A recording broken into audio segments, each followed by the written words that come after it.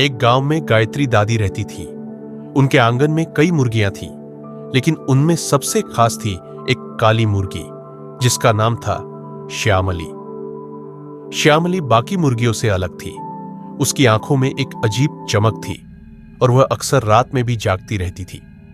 एक दिन दादी ने देखा कि श्यामली रोज रात को आंगन में से गायब हो जाती है और सुबह होते ही लौट आती है। यह देखकर दादी को अजीब लगा। एक रात को दादी मुर्गी के पीछे जाकर देखती है कि आखिर ये जाती कहां है। आधी रात होते ही श्यामली धीरे धीरे एक कोने में गई और वहां जमीन को अपनी नुकीली चोंच से ठोकने लगी। दादी हैरान थी कि वह जमीन क्यों खोद रही है। अचानक जमीन में से एक चमचमाती रोशनी निकली और एक गुप्त दरवाजा उभर कर आ गया और श्यामली उस दरवाजे से अंदर चली गई। यह देखकर दादी की आंखें फटी की फटी रह गई। अगली सुबह श्यामली हमेशा की तरह आंगन में थी, जैसे कुछ हुआ ही न हो। लेकिन दादी की उत्सुकता बढ़ गई थी।